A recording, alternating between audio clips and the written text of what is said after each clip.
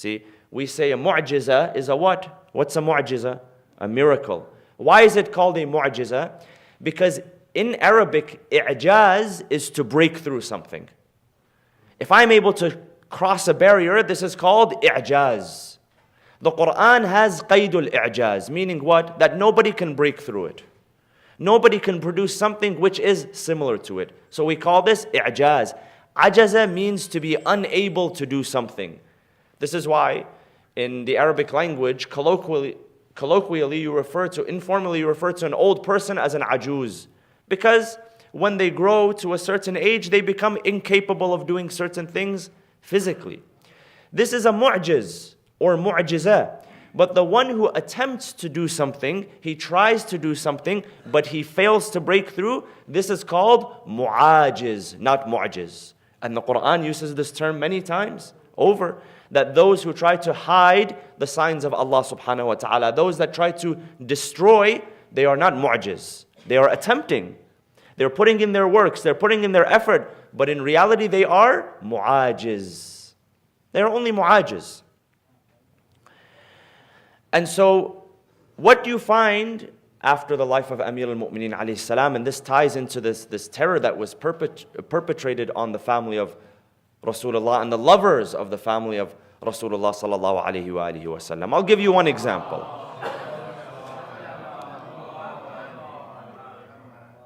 In the year 40 after Hijrah, after Amir al-Mu'mineen is assassinated, Muawiyah bin Abi Sufyan, he takes over control. And we know that he was appointed at a certain time by a certain people.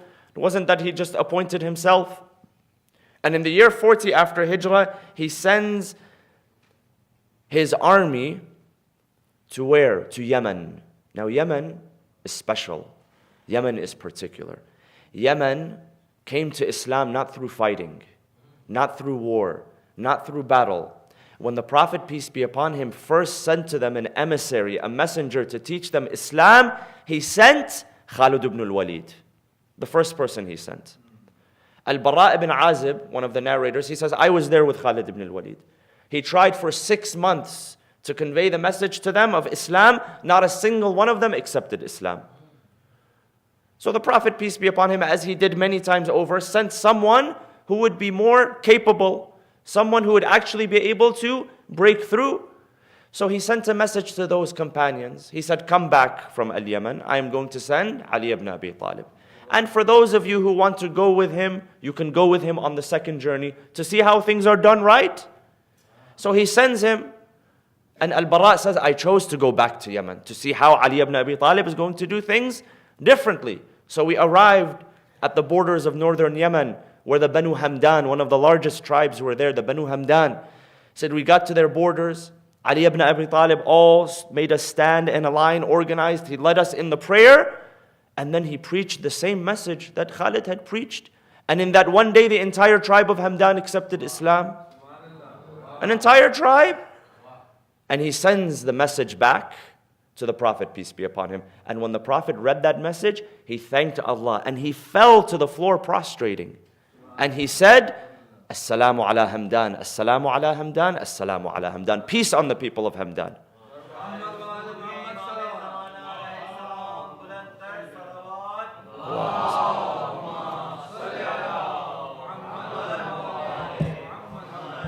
And they became the loyalists and the lovers of Ali ibn Abi Talib alayhi salam. And they are the ones who today they are still supporting efforts against the aggressors. It's them. It's the same descendants of the people. Because the seed of purity was planted by Ali ibn Abi Talib. And this is why also you go to the south of Lebanon, where the seed of the love of Ahlul Bayt was planted by whom? Abu Dharr al-Ghifari. And it germinates, and today you see them fighting against the oppressor. This is not a coincidence. That wherever the seed of the love of the Ahlul Bayt alayhimus salam is planted, you find fighting for the truth. And this is the whole point of our majalis. This is the whole point of having a base where Imam Hussein alayhi salam is remembered and the remembrance is not forgotten. Yet as I mentioned, just like there is a price to pay for the love of the Prophet, peace be upon him, there is also a price to pay for the love of the Ahlul Bayt alayhimus salam. It doesn't come cheap. It doesn't come free, and we don't want it to be free either. We want it to be something which is aziz, something which is rare, something that you must earn. And those who have earned the love of the Ahlul Bayt alayhimus salam, speak to them. Don't speak to us who are born in it and we take things for granted. There are many, many stories in our own community and other communities. In the year 40 after Hijrah, Muawiyah, he seeks to undo everything that Ali ibn Abi Talib has initiated. So where does he send his army? He sends them to Yemen, the defenseless people of Yemen.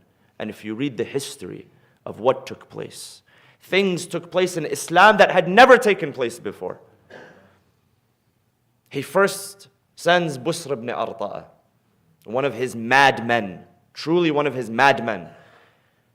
And Busr ibn Arta'a goes to the home of Ubaidillah ibn Abbas, who was the cousin of Imam Ali and the cousin of the Prophet and the governor of Al-Yemen. And he knew what type of treacherous, violent individual he was. So he left, but unfortunately, his family stayed behind. He left 2 of his boys under the care of his father-in-law, their maternal grandfather. So when Busr did not see Ubaidillah, he saw him out on business, he went after his family. And he captured the 2 boys, intending to kill them. Their grandfather said, "You cannot kill them unless you kill me first." He said, "I will gladly do so." He killed the father, and he killed the grandfather and the 2 grandchildren. Then they went on a killing spree. They started to take the women as, these were Muslim women, believing women, who had accepted Islam under Ali ibn Abi Talib. They took them as captives, and history reports this, brothers and sisters, they sold them as slaves in the market. They would display, I don't want to be explicit, but they would display their bodies in a certain way that they were sold based on the figure of their bodies. Muslim women.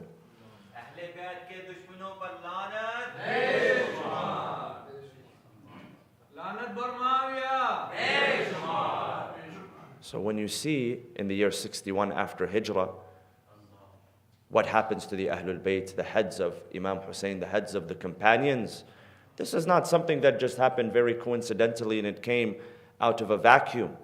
These were practices that were being actively practiced before that time. This is just one example of the excessiveness of Muawiyah ibn Abi Sufyan, of Yazid that followed.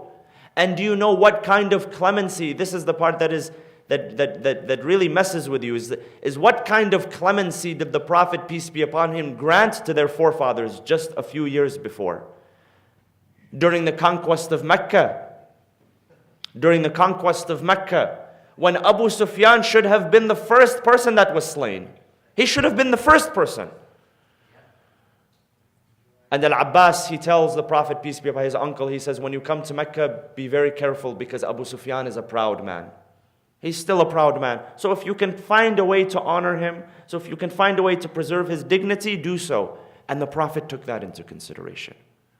And the companions were so excited. They said, now we get to get our revenge from these people of Mecca. After 10 years, they took our